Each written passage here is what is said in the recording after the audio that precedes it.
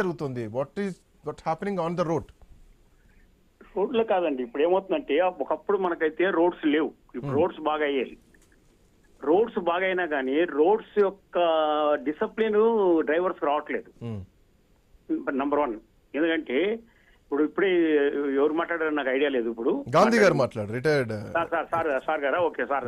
ఇప్పుడు గాంధీ సార్ మాట్లాడినట్లుగా మనకు 2 లైన్స్ ఉంటే ఒక లైన్ లో పోవాల్సిన బండ్లు 2వ లైన్ లో పోతున్నాయి. ఇప్పుడు మనము పోయేటప్పుడు ఎలా ఉంటుందంటే almost first line second line, first line second line దాటుకొని పోవాలి. అవును. లారీలన్నీ ఒక పక్క, హై స్పీడ్ అన్ని ఒక పక్క పోతే అంటే ఈ యాక్సిడెంట్లు తగ్గడానికి ఒక ఈజీ అవుతుంది.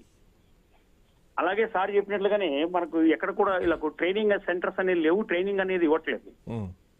ఏదో సెంట్రల్ గవర్నమెంట్ వీళ్ళు ఏదో సంవత్సరానికి ఒకసారి 7 రోజులు యాక్సిడెంట్ ఇది రోడ్ సేఫ్టీ వీక్ అని పెట్టడం, ఓకే అది చేయడం, దానికి ఫండ్స్ ఉండవు, ఏముండవు, అదేదో గడిపేస్తాం వచ్చేస్తాం. మేము కూడా అంటే మేము చేసిన పీరియడ్ లో సార్ రిటైర్డ్, మేము రిటైర్డ్ అయ్యాం కనుక చెప్తున్నది. ఇప్పుడు దానికి ఇవ్వాల్సినంత ఇంపార్టెన్స్ అంటే వేరే దానికి ఇచ్చినంత ఇంపార్టెన్స్ ఈ డ్రైవర్స్ ఇవ్వట్లేదు. డ్రైవర్స్ అధికారిక పరంగా చూసుకుందాం. ఇప్పుడు ఒక బస్సు, ఒక సంస్థకి చెందినటువంటి బస్సు ఈరోజు చాలా మంది ప్రాణాలకు కారణమైంది. అది ఒక యాక్సిడెంట్ అయింది, దాంట్లో ఏం లోపాలు అనేది బయటపడ్డది. మిగతా బస్సుల్లో కూడా ఆ లోపాలు ఉన్నాయి, స్పష్టంగా ఉన్నాయి. ఇప్పుడు వాటి పరిస్థితి ఏంటి? ఆ బస్సులు రోడ్డు మీదకి వస్తే పరిస్థితి ఏంటి? వస్తే ఎట్లా రావాలి? అన్ని సీటర్ బస్సులే రేపు పొద్దున బెర్తులుగా, స్లీపర్ కోచ్లుగా తిరుగుతున్నాయి. వాటి పరిస్థితి ఏంటి? వాటిని అడ్డుకునే శక్తి ఈ వ్యవస్థకు ఉందా? వ్యవస్థకు పటిష్టం చేయాలి సార్, చేయట్లేదు వీళ్ళు, చేయట్లేదని చెప్తున్నాం మేము. చేస్తే కదా సార్ అది మనం చేయాలి కదా. మనం చేస్తే దాని ఇంప్లిమెంటేషన్ ఉంటుంది.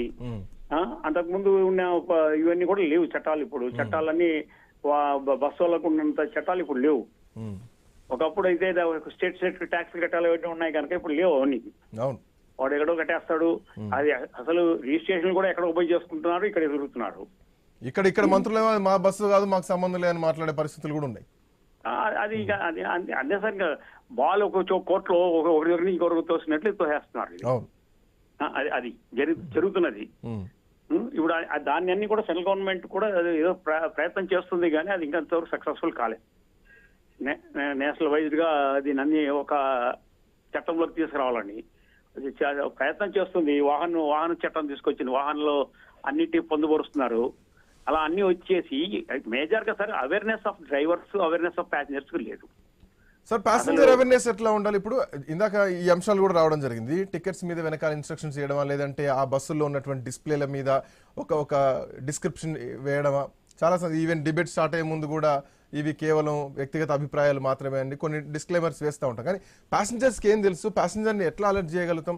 ఈవెన్ మనం ఒక ఫ్లైట్ ఎక్కితే ఫ్లైట్లో ఉన్నటువంటి ఆ క్యాబిన్ క్రూ మనకు కొంత ఎక్స్ప్లెయిన్ చేస్తారు. హ్యామర్స్ ఇక్కడ ఉన్నాయని చెప్పాలి, లేదంటే ఫైర్ ఎగ్జిట్ అక్కడ ఉందని చెప్పాలి, ఫైర్ అలారం వచ్చినప్పుడు లేవాలని చెప్పాలి, ఇట్లాంటివన్నీ ఆ చెప్పే సిస్టమ్ కూడా లేదు కదా. లేదు సార్, అసలు ఏమీ లేదు కదా మన దగ్గర. ఇప్పుడు సార్ చెప్పారు ఇప్పుడు ఇంతకుముందే ఈ కర్టన్స్ ఇవన్నీ కూడా. ఇప్పుడు ఒకవేళ కర్టన్ లేకుండా కూడా నడిపాడు అనుకోండి, ఏమన్నా బస్ ఎక్కడ ప్రయాణికులు కూడా దానికి వాడు కర్టన్ ఇవ్వలేదు, వాడు బెడ్షీట్లు ఇవ్వలేదు, వాడు ఇది ఇవ్వలేదు, పిల్లో ఇవ్వలేదు అని ఇవన్నీ కూడా ఫైర్ యాక్సిడెంట్ కు తోడ్పడతాయి. దీంతో పాటు ఏసీ బ్లోయర్స్ ఉంటాయి. ఒకసారి ఫైర్ లోపల వచ్చింది అనుకోండి, ఏసీ బ్లోయర్ వల్ల కూడా మనకు ఎక్కువ పొగ రావడానికి, ఎక్కువ మంటలు చేయడానికి కూడా అది కూడా తోడ్పడుతుంది. అది యాక్సిడెంట్ అవుతూనే వాడు ఏసీ ఆఫ్ చేయాలంటే చేయలేడు. వాడు చేస్తాడో లేదో తెలియదు, వాడి కంగారులో వాడు ఉంటాడు, దిగేస్తాడు, వెళ్ళిపోతాడు డ్రైవరు. ఇవన్నీ ఉంటాయి, చేయాలనే కంపల్సరీ డ్రైవర్కి లేదు. చంద్రబాబు గారు ఒక ప్రశ్న, జరిగింది ప్రమాదం కళ్ళ ముందే ఉంది. అవును సార్. ఆ ఫిట్నెస్ లేవు, పర్మిషన్ లేవు, ఒక తప్పిదంతో, మానవ తప్పిదంగా, వ్యవస్థీకృత తప్పిదంగా రోడ్ల మీదకి వస్తున్నాయి బస్సులు. ఆ బస్సులు కూడా మన కళ్ళ ముంగట్నే కనిపిస్తున్నాయి. అవును సార్. ఈ 2 రోజుల ఇన్సిడెంట్స్ తర్వాత, ఈ కర్నూలు ఘటన తర్వాత ఈరోజు ఉదయం నుంచి vehicle inspectors, road transport department వాళ్ళందరూ కూడా రోడ్ల మీదకి వచ్చేసి సెర్చ్ చేస్తున్నారు. వారం రోజులు చేస్తామని చెప్తున్నారు. ఏం చేస్తారు సార్? సెర్చ్ ఏం చేస్తారు? చేసి సీజ్ చేసేటువంటి పరిస్థితులు ఉన్నాయా? ఏం చేస్తారు ఈ సెర్చ్ లో? కోర్టులో పోయి తెచ్చుకుంటారు సార్ రిలీజింగ్ ఆర్డర్. ఏముంది, కోర్టులు కూడా ఇచ్చేస్తుంది రిలీజింగ్ ఆర్డర్స్. పోతారు, తెచ్చుకుంటారు. నాట్ సీజన్ కూడా ఆర్డర్ కూడా తెచ్చుకుంటారు వాళ్ళు. కానీ బస్సే స్లీపర్ కోచ్ కాదు కదా. అది లేదు సార్, బస్సు స్లీపర్కి వచ్చేది. సీటర్ పర్మిషన్ తో ఉంది, స్లీపర్ గా మారి నడుస్తుంది. ఏమో సార్, అది మనం చూడలేదు, రికార్డ్ చూస్తే కానీ మనం చెప్పలేము దాన్ని. రైట్. ఆ రికార్డ్ చూస్తే థ్యాంక్ యూ చంద్రబాబు గారు, థ్యాంక్స్ ఫర్ జాయినింగ్.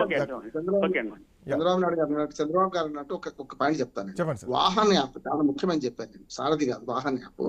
నేను మొన్న ఈ మధ్యన ఎప్పుడో క్యాబ్ లో పోతుంటే డ్రైవర్తో మాట్లాడుతుంటాను.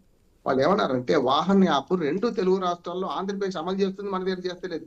దాన్ని కనుక పట్టుకుంటే